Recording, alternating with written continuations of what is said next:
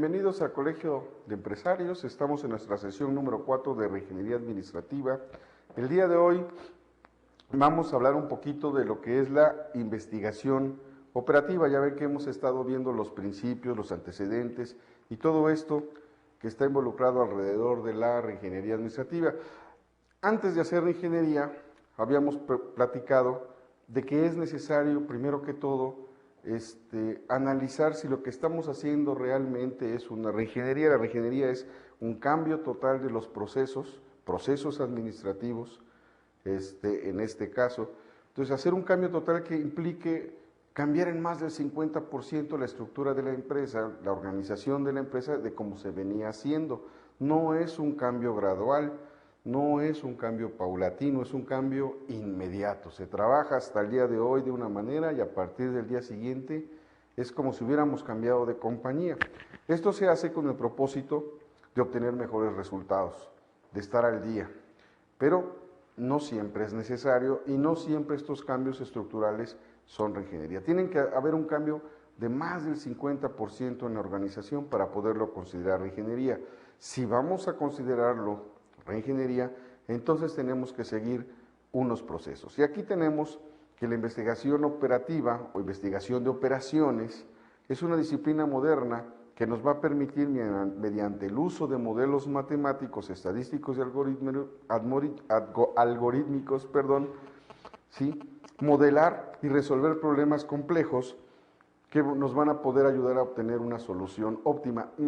Esto es más que nada en las líneas de producción, logística, transmisión, ¿sí? En los procesos administrativos realmente se utilizaría muy poco por la razón de que por ser sistemas administrativos están ya muy hechos y normalmente son lineales, no así en producción, ¿sí? No así en producción. Entonces los procesos administrativos son más lineales que lo que sucede en producción. Actualmente en la investigación de operaciones incluyen gran cantidad de ramas como la programación lineal, la programación no lineal, la programación dinámica, la simulación, la teoría de colas, teoría de inventarios. Aquí, por ejemplo, en teoría de colas, pues no sé si ustedes recuerden que antes llegaba uno a un banco y teníamos una caja para depósitos, otra caja para cheques y teníamos diferentes cajas. Entonces, de pronto, nosotros íbamos a una caja para hacer depósitos o disposiciones bancarias y había mucha gente. Y en cambio en la caja donde se cambiaban cheques o se depositaban cheques, había poca. Entonces teníamos a un trabajador laborando más y a otro laborando menos.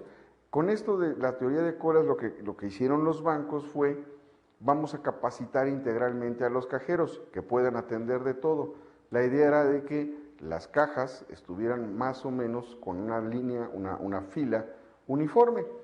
Bueno, se hicieron esos cambios, pasó por ese proceso el sistema bancario, pero después habían operadores que tenían, que la gente llegaba para hacer una simple y sencilla transacción y otros que hacían muchas otras. Entonces volvíamos a ver que la fila, la cola, estamos hablando de las teorías de colas, en algunas cajas se volvía a alargar y otra era muy pequeña. Y entonces la gente decidía qué cola se iba a pasar y lo que siempre sucede según la teoría de Murphy, ¿verdad? Nos pasábamos a la cola más chica y el que iba adelante se atoraba. Y entonces en la fila donde veníamos nosotros formados, ese sí pasaba inmediatamente. Para evitar eso, entonces hicieron una especie de víbora, de zigzag, ¿verdad? En donde las personas van pasando a la caja que se va desocupando, ¿sí? Esto es una evolución que sucedió, por ejemplo, en el sistema bancario, que tiene que ver con la teoría de colas. Esto es así funcionan las teorías de colas. Bueno, también en los sistemas administrativos, qué debe de llegar, qué no debe de llegar, darle prioridades a los trabajos, ¿verdad?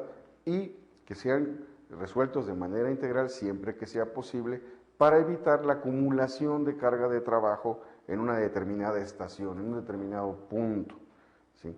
Entonces, tenemos entonces este tipo de investigación operativa o investigación de operaciones. Aunque el nacimiento como ciencia o como técnica se establece durante la Segunda Guerra Mundial y debe su nombre de nombre a las operaciones militares, por eso era investigación de operaciones. Los verdaderos orígenes de la investigación operativa se remontan allá por el siglo el siglo XVII, los años de 1700, una cosa así, y su auge es debido en mayor parte al gran desarrollo de la informática, gracias a la cual es posible resolver problemas, ¿verdad?, en la práctica y obtener soluciones que de otra forma conllevaría una enorme cantidad de tiempo, un enorme consumo de tiempo. Gracias a la informática podemos hacer simulaciones de qué pasa si, y con base en esas simulaciones detectar cuál es el camino más adecuado a seguir. Debido al gran éxito de la investigación de operaciones en el campo militar, recordemos que muchas de las cosas que hacemos hoy en los negocios viene de la industria militar, viene del campo militar, viene de la guerra finalmente, ¿sí? Entonces, debido al gran éxito que tuvo la investigación de operaciones en el campo militar, esta se extendió a otros campos, tales como la industria, la física, la informática, la economía, la estadística, la probabilidad, la ecología, la educación, etcétera. Y, por supuesto, en el área administrativa, pues llega también a la reingeniería, siendo hoy en día utilizada prácticamente en todas las áreas. No hay una sola área donde no se haga realmente investigación de operaciones. Uno de los sectores donde ha sido ampliamente recibido el concepto de reingeniería ha sido la industria automotriz. Y suena lógico. La industria automotriz está llena de ingenieros mecánicos, eléctricos, de electrónicas. Cada vez hay una mayor cantidad de diversas ramas de la ingeniería, de robótica, ¿sí?, por el proceso que implica construir un vehículo, pero no es un proceso que permanece, no es un proceso que siempre es igual, porque la gente se cansa de los modelos y siempre está buscando novedades. Este es un factor humano importante que la industria automotriz entiende muy bien, y entonces cada determinado tiempo tiene que cambiar procesos, saca nuevos modelos, mejora los modelos anteriores y tiene que cambiar su línea de producción en función pues, de los nuevos modelos que está desarrollando. Entonces, ¿qué es lo que pasa ahora? En función de estos nuevos modelos, pues las líneas de producción no son eternas, no duran para siempre, pero ni siquiera duran los suficientes años y se tienen que estar remodelando, se tienen que estar reprocesando.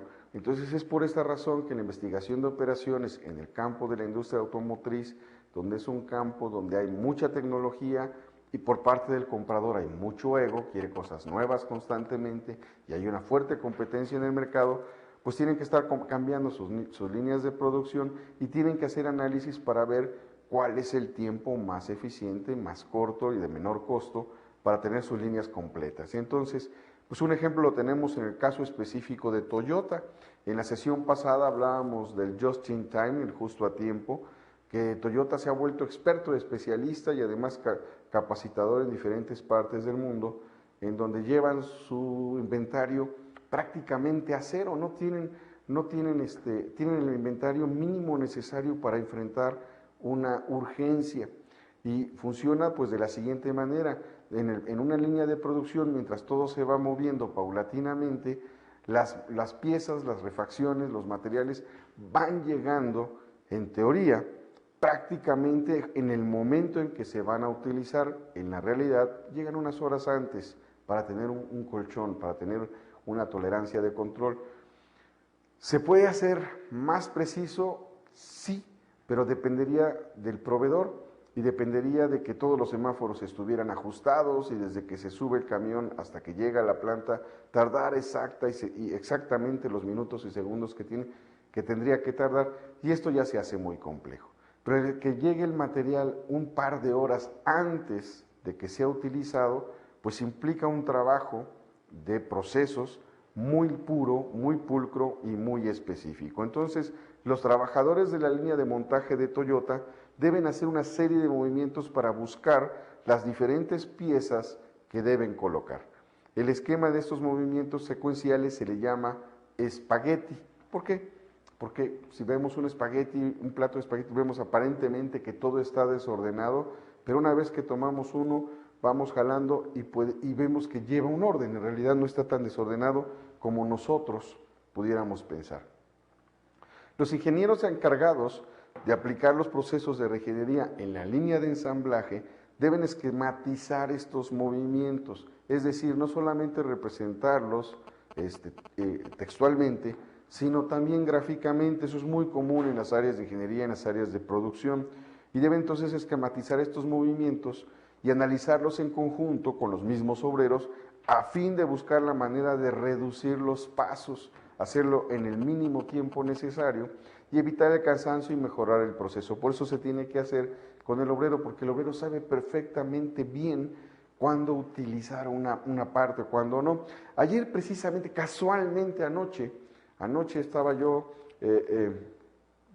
cenando con mi hermano menor, y estábamos platicando de muchos temas, y me hablaba, fue director de una línea de producción un tiempo, y me hablaba de que con unos estampados que hacían, ¿verdad? Olvidé el nombre, pues las letras van impresas con los nombres de la marca, de la compañía, etcétera, y la inspección era visual. Entonces estaban las personas inspeccionando visualmente que no le faltara ninguna letra, que tuviera la profundidad adecuada, y mi hermano, por experiencia en otra compañía, hizo ver que un grupo de ciegos, hablemosle como son, no invidentes, ciegos, ellos mismos se llaman, y fue una asociación de ciegos para contratar, para que revisaran en vez de hacer una revisión visual, ellos con el tacto. Tal fue el éxito que al principio tuvo a 2 personas con ceguera, y después el grupo creció a 10. Y el trabajo ya no solamente era revisar. Él me decía que las personas que visualmente inspeccionaban lograban sacar 7,000 piezas al día. Con 2 personas ciegas e invidentes lograban 14,000, porque ellos simplemente pasaban la mano, y con pasar la mano sabían si estaba bien impreso o no. Todo lo que hacemos tiene una textura, y ellos lo detectaban muy bien. Posteriormente también había unas piezas que solamente podían ensamblarse a mano. Hacerlo con una máquina, traer la máquina para ensamblar esas piezas era muy costoso, pero se tenía que tener una fineza en el manejo de estas 2 piezas para ensamblarlas, muy desarrollado. De este mismo grupo que tenía la planta, ¿verdad? Pues capacitó a las personas, y dice que lo hacían rapidísimo, y obviamente sin ver, simple y sencillamente con el tacto sabían cómo ajustar y unir. Bueno, esto fue algo que no es reingeniería. Recordemos que muchas veces pensamos que la reingeniería es una reestructura o un cambio o un proceso. La reingeniería en la vida real, desde el punto de vista de la academia, la reingeniería es hacer un cambio total, no nada más una parte. Estoy poniendo un ejemplo de un proceso que se optimiza, ¿verdad? ¿Y de qué manera se optimizó? Eso es todo. Entonces, por eso hablábamos de que en las plantas, en la línea de producción, constantemente se están haciendo cambios, y a veces esos cambios me sirven para llevarlo a la parte administrativa y poder hacer los cambios necesarios en mis procesos administrativos. Al final del camino son procesos, unos más técnicos y otros más administrativos. El obrero debe, por ejemplo, entonces hablábamos del famoso espagueti, ¿no? El obrero deberá aprender el nuevo sistema de trabajo adaptado a ese nuevo espagueti que le permitirá ser más eficiente. Los japoneses encontraron que podían, en algunos procesos, reducir hasta más de 20 pasos en un solo punto de ensamblaje, ¿verdad? ¿Cómo lograron esto? Bueno, con base en la observación, con base en la práctica, con base en consultar a la persona cómo lo hace mejor.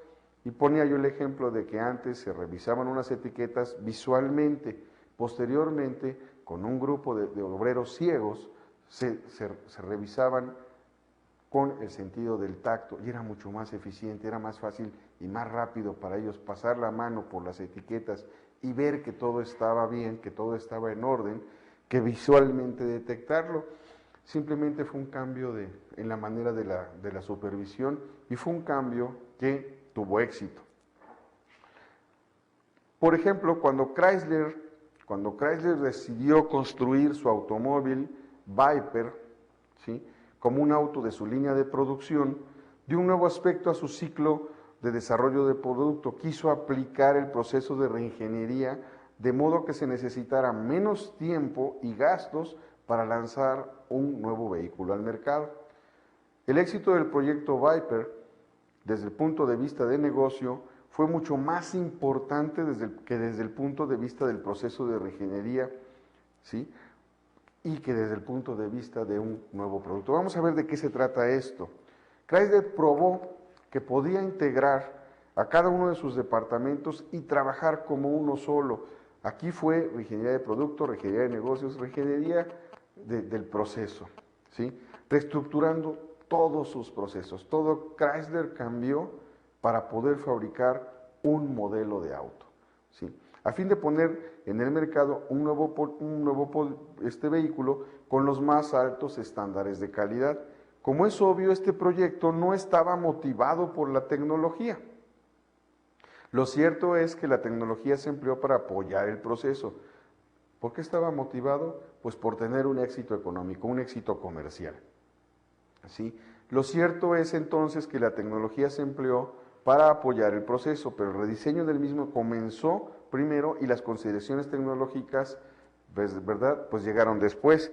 Desde entonces Chrysler aplica estas estrategias para la producción de cada nuevo vehículo, o sea, rediseña absolutamente todo, desde la parte administrativa, la parte de producción, ¿verdad?, la ingeniería de producto, la ingeniería comercial. Y es por eso que una de las empresas que cuenta con una mayor cantidad de productos y con los diseños pues más innovadores, que hoy en día todos tienden a tener perfiles aerodinámicos, a piezas que no hagan ruido, en fin, todos van buscando una mejora en el mismo camino y más o menos todos están llegando a las mismas soluciones. Vamos a ver aquí qué factores influyen en un proceso de investigación exitoso y qué perfil debe de tener el investigador que se va a encargar de este proceso de reingeniería. Hay tres variables básicas: información, tiempo y técnica de trabajo. Entre mejor calidad de la información, mejores decisiones se pueden tomar.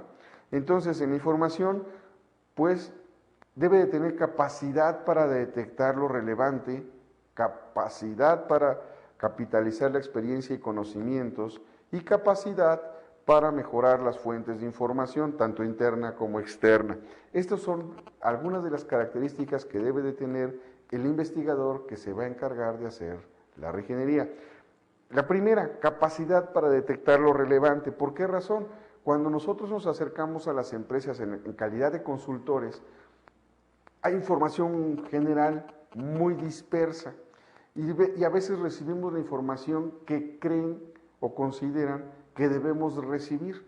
Entonces, una vez que empieza el proceso, un investigador, una persona especialista en hacer la ingeniería, debe de tener la capacidad para detectar de esa información que le están dando cuál es la información relevante, y una vez que la encuentra, empezar a jalar el hilo para llegar a la máxima cantidad de información de calidad que necesita conocer, pues, para poder hacer los cambios. Entonces, por eso también una de las características es capitalizar la experiencia.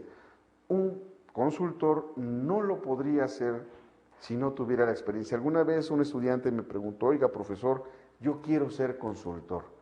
Mi respuesta es cuando se acercan a decirme esto, es siempre la misma: ¿en qué área? Cuando me dicen no sé, pues no puede ser consultor.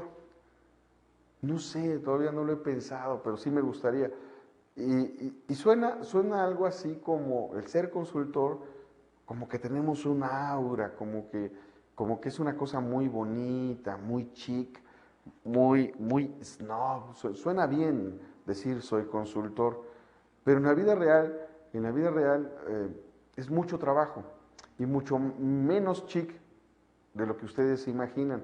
Lo que pasa es que cuando nos ven pasar en la oficina, pues nos ven pasar con el saco bien puesto, la corbata bien puesta, pero ahora que tenemos que meter las manos en el asunto, cuando llega el momento que tenemos que analizar mucha información que a veces no sirve, cuando tenemos que lidiar con gerentes o con directores que no quieren ayudar porque se sienten desplazados o porque tienen miedo de un cambio, etcétera, y que tenemos que pasar horas en las empresas tratando de descubrir qué pasa porque no tenemos la suficiente información, es ahí donde el trabajo del consultor, que los demás no ven, porque nos ven pasar pues siempre con el director, con los gerentes importantes de la empresa, nos ven pasear, como dicen algunos, más que vernos pasar, y sí, reconozcámoslos. Hay consultores que eh, pues llegan muy chic, muy propios y visten el negocio, pero el negocio de consultoría es más meterse en los procesos que andar paseando por las oficinas. Entonces, esta capacidad con la experiencia para detectar qué información debo utilizar y cuál no, y cómo mejorar mis fuentes de información, cómo interrelacionarme con las personas que están en la empresa para que me den la información que yo necesito. Esto es en cuanto a información. En cuanto al tiempo, ¿verdad?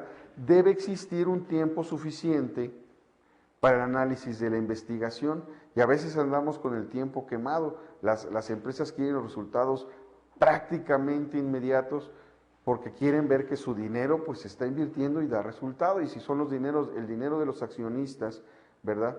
Pues el dinero de los accionistas también tienen que ver que se está dando un resultado con el trabajo que se está haciendo y que no se está tirando su dinero a la basura. Todo eso quiere ver el inversionista en un momento dado, todo eso quiere ver el director. Entonces, tener el tiempo suficiente para poder hacer el análisis, una frontera de eficiencia, decir, ¿qué me vas a evaluar? Mira, este es el resultado que queremos obtener, este que está aquí, y estoy empezando aquí. Para llegar aquí, tengo estas etapas y las cubro en este tiempo. Bueno, entonces, tener una frontera de eficiencia para ver que se van cubriendo las etapas. Este año fui requerido por una empresa que tenía un problema en apariencia para manejar sus indicadores. En el proceso de consultoría notamos que no eran los indicadores el problema venía de un cambio de estructura, no se hizo reingeniería, fue simple un cambio de organización, una reestructura de la organización, es como un apriete de tuercas. Y empezamos desde la dirección, empezamos a definir funciones, costó mucho trabajo que la dirección aceptara la idea, no es de que la aprobara, decía, sí, se ve bien, pero ¿y si no funciona? Bueno, ¿te está funcionando como está ahorita? Pues no. Entonces, ¿qué pierdes con probar? Pero, ¿y si no funciona? Entonces, se quedó mucho tiempo entre, sí entiendo lo que me dices, sí creo que puede ser bueno, ¿y si no funciona? Bueno, ahora dime tú, ¿por qué no podría funcionar? Entonces, mientras estuvo en ese ciclo la cabeza de la empresa, no se avanzaba, ¿sí? Ni no se avanzaba. Y dejaba yo actividades, regresaba y no se hacían. Entonces, hubo un momento en que yo ya estaba dispuesto a terminar el proceso de consultoría por la falta de resultados. Les decía, el problema no son ustedes, el problema soy yo, que no los puedo usar a ustedes como recomendación, yo no puedo exhibir, he trabajado con tales empresas y con he dado consultoría, y cuando me preguntan, ¿y qué resultados tuvo en esa empresa? Pues ninguno, pues no los puedo dar de referencia, ¿no? Son mi fracaso como consultor, se los dije, dijeron, no, espérate, danos tiempo, y una vez que entendieron la metodología, y una vez que entendieron qué buscaba yo, me dieron una gran sorpresa porque generaron un grupo de indicadores, 5 indicadores mensuales, que con eso son más que suficientes para llevar la organización mejor que la propuesta que yo les había hecho. Recuerden que el consultor da sugerencias, la dirección decide si las toma o no. Entonces diseñaron un sistema de indicadores mucho mejor que el que yo les indiqué, y la semana pasada que tuvimos una reunión, pues me mostraron el trabajo que van a presentar ante uno de los socios, ¿verdad?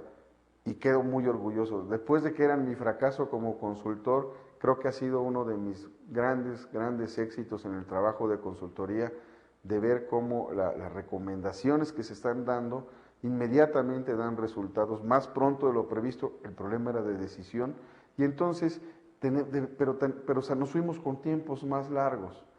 Se usaron más horas de las que originalmente se fueron pactando porque tuvimos que regresar muchas veces al principio. Ahorita estamos aprovechando esta inercia, este nuevo enfoque para avanzar más, ¿verdad? Y volvernos a colocar en la frontera de la eficiencia.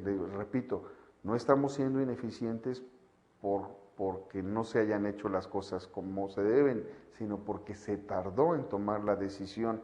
Entonces estamos avanzando ahorita rápidamente, ya con el apoyo de la dirección, con el convencimiento de la alta gerencia, es mucho más rápido trabajar. Luego tenemos técnicas de trabajo, manejo de criterios, metodología de análisis, herramienta estadística y matemáticas, tecnología de información.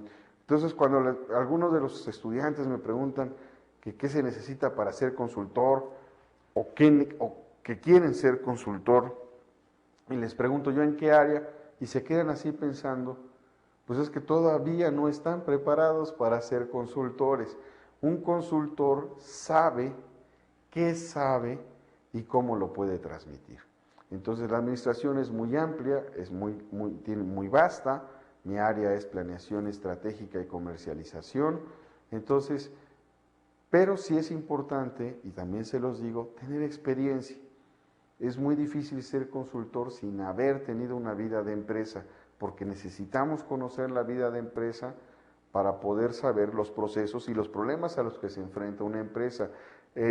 Muchos quieren ser consultores saliendo inmediatamente después de la universidad y les repito, sí es un proceso en donde tienen que conocer a las empresas, tienen que haber vivido, tienen que haber sido parte de las empresas, porque de lo contrario van a tener mucho conocimiento teórico que no se va a poder aplicar en la práctica. La idea del consultor es que este conocimiento teórico haya nacido básicamente de la práctica, del estar en el día a día. Todo esto va a llevar a una estrategia, tiempo, información y las técnicas de trabajo, nos va a llevar a estrategias de ingeniería que estén armonizados precisamente con la información, con la técnica de trabajo y con el tiempo. Aquí tenemos una estrategia de ingeniería, simplemente un ejemplo, en 3 etapas de una unidad de producción. UPSI es una unidad de producción, ¿ok? Número 1, fortalecer el proceso de aprendizaje y retroalimentación. Número 2, reforzar el proceso de análisis y evaluación. Y número 3, proponer una estructura organizacional armonizada con la estrategia operativa. Bien, estas son las 3 líneas. Ahora tenemos, por ejemplo, en el fortalecer el proceso, tenemos estrategias y tenemos acciones. En las estrategias, identificación de problemas y áreas de oportunidad, identificación de las mejores prácticas, creación de criterios.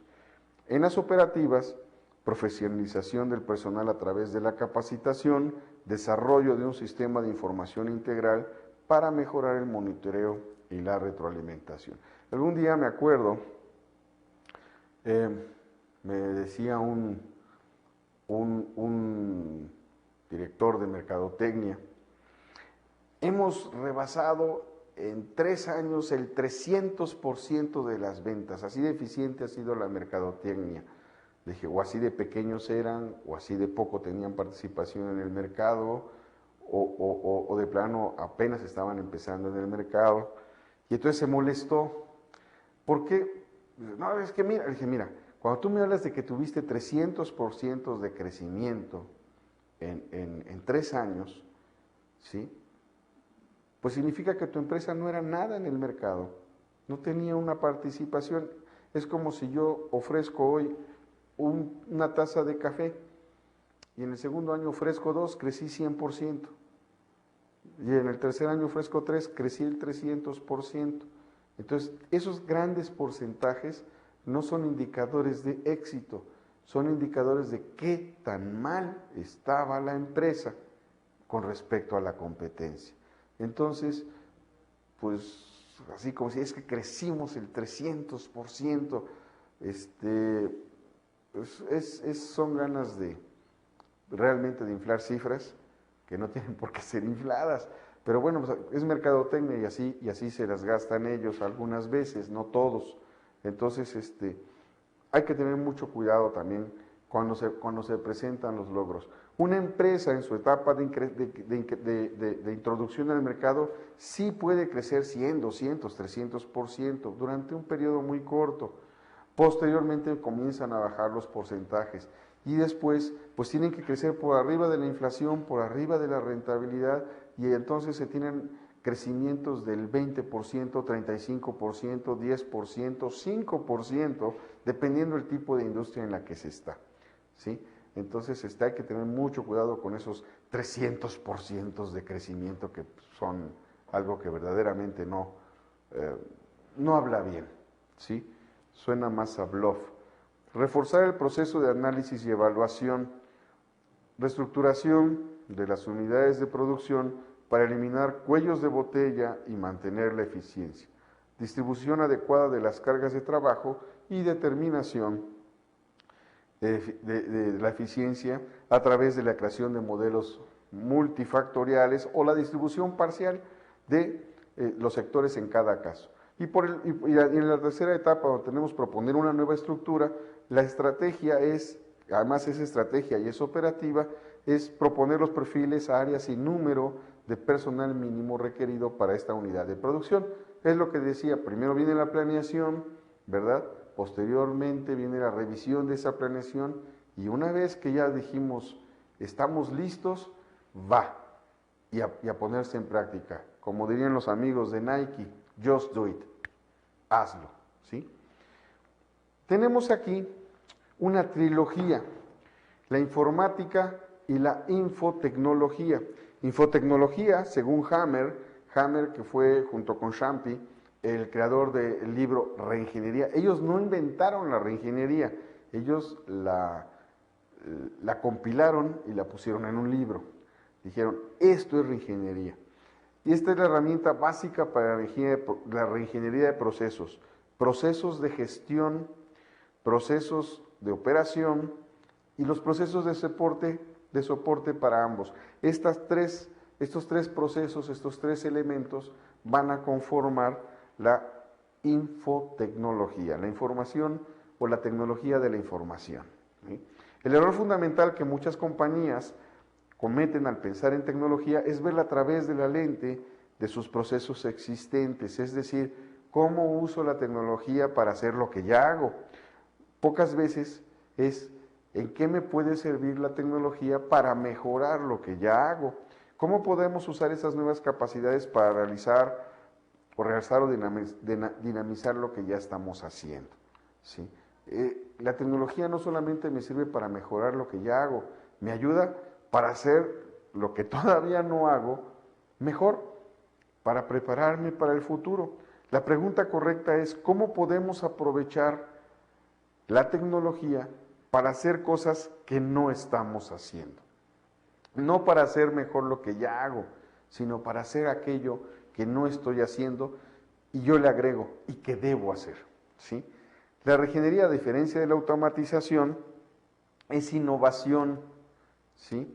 Es explorar las nuevas capacidades de la tecnología. Una de las partes más difíciles de la reingeniería es reconocer nuevas capacidades no familiares de la tecnología en el lugar de las familiares.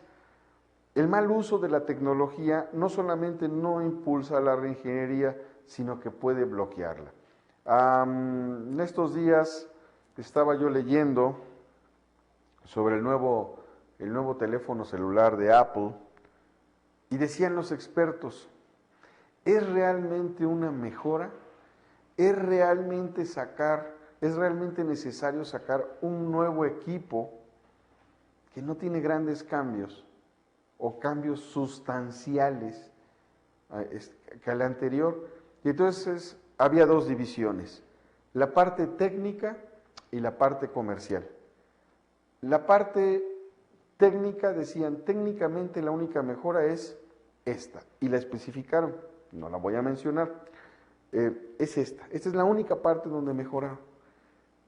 Y sí lo hace bien, Y son muy pocos los smartphones que en este momento lo están haciendo.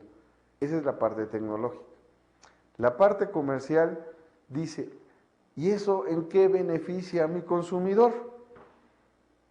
¿Sí? Pues que ya le hace más fácil la navegación. ¿Y cómo lo va a notar mi consumidor? No, es que tiene un ahorro de tantos milinanosegundos, ¿no? Entonces, entonces viene la parte comercial. ¿Qué hacemos para darle a mi consumidor algo que sepa que es nuevo, de que se ahorre una cantidad de milinanosegundos, ¿verdad? Pues no es perceptible. O sea, el consumidor no lo nota. Tecnológicamente es un gran avance, pero el consumidor no lo nota. Entonces, crearon nuevos diseños, crearon colores, si ya no son blancos, ya no es blanco o negro, o sea, ya hay colores, y eso es lo que le vamos a ofrecer al cliente. O sea, dos puntos de vista, el tecnológico con un solo avance, pequeñito, pero importante, y el comercial, bueno, sí, ¿y qué? O sea, es como si el teléfono volara, ¿no? Es que mira, tenemos un teléfono celular que vuela, güey, está padrísimo que vuele. ¿Y de qué le sirve al consumidor? No, pues mira, lo puede presumir con los amigos, en el restaurante, con la novia. Y cuando ya todos traigan sus celulares que vuelen, ¿qué? O sea, tecnológicamente podemos hacer cambios que son impresionantes, pero si el consumidor, acuérdense que la reingeniería va enfocada al cliente, si en nuestro objetivo final, si el cliente no ve el beneficio, de nada nos sirve en todo lo que estemos haciendo. Entonces, no debemos de perder el objetivo que la reingeniería, como todo en administración, va finalmente dirigido a buscar la satisfacción del cliente. El cliente tiene que percibir, tiene que notar, tiene que saber que esos cambios se hicieron por y para ellos, exclusivamente, para nadie más. Entonces, el mal uso de la tecnología no solamente no impulsa la reingeniería, la puede bloquear. La correcta utilización de la tecnología, así como el enfoque que se le dé a esta, son fundamentales para vaticinar el éxito o el fracaso de la reingeniería de procesos. Por ejemplo, también leyendo, hay más bacterias en las tabletas y en las pantallas de los celulares que en el inodoro. Decía un amigo, entonces ahora voy a hablar por teléfono por el inodoro. Le dije, no. ¿Qué sucede? Pues pasa por muchas manos, ¿sí? Nos lo ponemos en la cara que está expuesta al aire, al viento, a toda la basura que tenemos en la calle. Tomen ustedes en este momento una servilleta blanca, límpiense y van a ver cómo va a quedar la servilleta. Me van a decir, ¿quedó limpia? Pues me acababa yo de bañar, ¿verdad? No, sin hacer trampa. O sea, regresando de la calle van a ver cómo dejan la servilleta. Bueno, yo siempre he pensado que el día que a mí me molesta mucho ver los dedos en mi pantalla de celular y constantemente la estoy limpiando, el día que ya no se manche de dedos, el día que ya no se queden los dedos marcados, yo creo que ese va a ser un gran avance, pero que solamente me va a interesar a mí, porque si al resto del público no le interesa, pues ese avance no se va a lograr. Hay que buscar la satisfacción del cliente. Entonces tenemos aplicaciones basadas en la infotecnología. ¿Cuáles son estas? Bueno, algunas ya es conocida, ya son bastante conocidas. El e-business, el negocio electrónico, la transformación o la forma de comunicación con mis clientes, proveedores, vendedores, socios, etcétera, a través de intranets, extranets o la World Wide Web, ¿sí? Internet, pues, ¿sí? Entonces, el e-business, ¿cómo hago negocios? ¿Cómo me comunico? En toda mi cadena de suministro. Tenemos el e-commerce. El e-commerce, ¿sí? O comercio electrónico, es el conjunto de actividades que involucra la compra o venta de productos, mercadería, información y servicios en la red. Esta nueva actividad consiste en crear valor utilizando toda la tecnología posible. Es la manera de hacer negocio directamente desde el productor hasta el consumidor. Otra modalidad que tenemos, ¿verdad?, es el e-procurement. Este e-procurement o e-purchasing es la compra, el proceso de compra de manera electrónica. Esto llega como resultado, ¿verdad?, de aplicar las tecnologías de comercio electrónico al área de compras. O sea, si puedo vender, pues también puedo hacer mis compras de manera electrónica y facilitar el flujo de los procesos, reducirlos, hacerlos más eficientes. Además del e-procurement, es uno de los pilares principales para la creación de e-marketplaces, es decir, los puntos de venta electrónico. El Internet nos da grandes facilidades, pero también debemos de tener cuidado. Tenemos grandes riesgos, los riesgos de ser expuestos, el riesgo de un hacker, de un virus, de una caída en la red que nos impida seguir desarrollándonos, que nos impida seguir trabajando. Entonces, esos problemas en la red, pues si estamos demasiado expuestos, estamos dejando un canal para que lleguen y estropeen nuestras operaciones. Tiene sus riesgos. Tiene también el riesgo de que si algo hacemos mal, se multiplica. Llega a muchas personas. Antes decíamos que si una mala referencia de un cliente podía llegar hasta 9 o 12 personas, y hoy en día puede llegar a miles. Es más, el número puede ser indeterminado dependiendo de quién es la persona que se está quejando. Entonces, debemos de tener mucho cuidado con eso.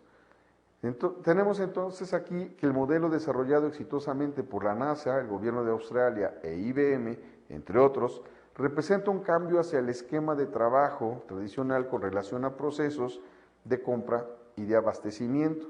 Aunque las categorizaciones varían, podía decirse que el e-procurement presenta 3 modalidades: el e-procurement simple, el e-procurement complejo y el e-procurement estratégico. ¿Cuál es el simple? Adquiero bienes y servicios mediante un proceso de compra. El complejo se refiere a la adquisición de bienes y servicios, pero que debido a la gran cantidad de artículos o a su difícil descripción, requieren de una atención especial. Y tenemos el estratégico, ¿sí?, que es el proceso de seleccionar un pequeño grupo de proveedores evaluados para conocer si pueden garantizar un buen precio y poder reaccionar al volumen ante una posible demanda. Se tiene aquí muy en cuenta los descuentos y los servicios que las empresas pueden obtener. En México, por ejemplo, tenemos algo muy parecido a esto que se llama el EDI, ya que tenemos proveedores establecidos, ellos revisan diariamente su lista de pedidos en el sistema de intercambio de datos electrónico, EDI, para ver qué es lo que tienen que surtir, pero tienen que surtir lo que se está pidiendo y tienen que estar preparados. Entonces, una vez que ven el pedido, llaman para confirmar una cita. Esta cita no es para que los vayan a ver al comprador, es una cita para entrega, ¿sí?, en un centro de distribución. Y entonces forman su cita, pero si le dicen, oye, pues la cita es mañana, ¿no?, deben de tener la capacidad para poder dar respuesta a esa cita. Es el e-procurement estratégico. Tenemos el famoso ERP. El ERP, que es el Enterprise Resource Planning, es el sistema de gestión de la información que se utiliza en las empresas, que comunica a toda la empresa de todo lo que está sucediendo desde la llegada de materiales hasta la facturación. Y esto es para satisfacer las demandas de soluciones gerenciales. Se basa en la oferta de la solución completa que permite a la empresa evaluar, implantar y gestionar de manera eficiente su negocio, ¿sí? Las soluciones ERP se caracterizan por su modularidad. Las empresas tienen 4 áreas funcionales importantes, en términos generales.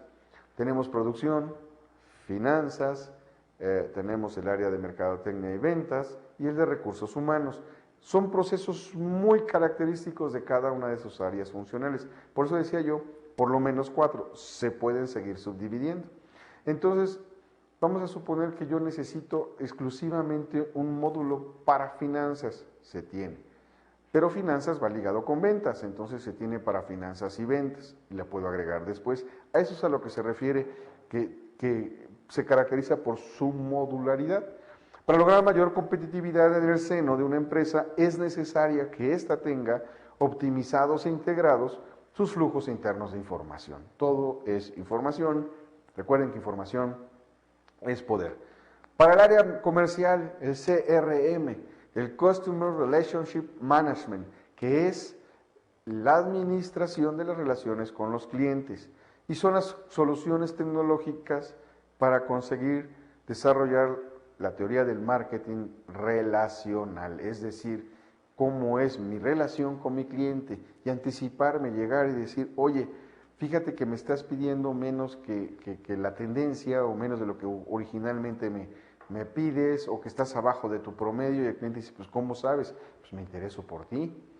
Estoy viendo que estás consumiendo más de este artículo y menos de este, y yo te recomiendo, por la relación, por tu mercado, subir en este otro el volumen. En fin, es una estrategia comercial y de mercadotecnia que me acerca más al cliente y que al cliente le facilita su trabajo y nos lo facilita a todos.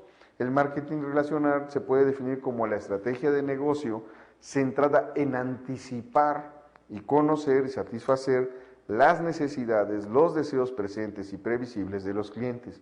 Actualmente, gran cantidad de empresas están desarrollando este tipo de iniciativas. Según un estudio realizado por Capgemini Ernst & Young, en noviembre del 2001, el 67% de las empresas europeas ha puesto en marcha el CRM. En el proceso de remodelación de las empresas para adaptarse a las necesidades del cliente, es cuando se detecta la necesidad de replantear los conceptos tradicionales del marketing y emplear los conceptos del marketing relacional. ¿Qué tenemos aquí? Inteligencia de clientes, se necesita tener conocimiento sobre el cliente para poder desarrollar productos y servicios. La interactividad, el proceso de comunicación pasa de un monólogo de la empresa, ¿verdad?, a cliente, a un diálogo entre la empresa y el cliente. Y la fidelización de los clientes, que es principalmente el objetivo que queremos lograr, ¿sí? Es mucho más rentable y mejor, ¿sí?, fidelizar a los clientes que adquirir clientes nuevos. El eje de la comunicación del marketing directo, ¿sí?, enfocado a clientes individuales, en vez del marketing masivo, prensa, radio, televisión, es hablarle al cliente personalmente, que se sienta que la empresa es, para la empresa es importante esta persona, y hacérselo sentir, hacérselo saber. La personalización, cada cliente quiere comunicaciones y ofertas personalizadas, por lo que se necesitan hoy en día grandes esfuerzos e inteligencia para la segmentación de clientes.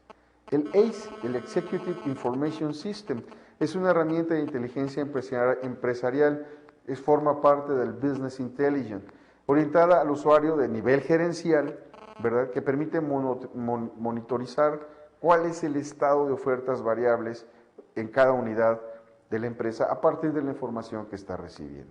Y por otro lado, también se puede considerar que el ACE es un tipo de sistema de soporte a la toma de decisiones, ¿sí?, o DSS, por sus siglas en inglés, cuya finalidad principal es darle información a la compañía para que las decisiones que se tengan que tomar tengan un sustento, tengan una base y no se estén tomando desde el aire.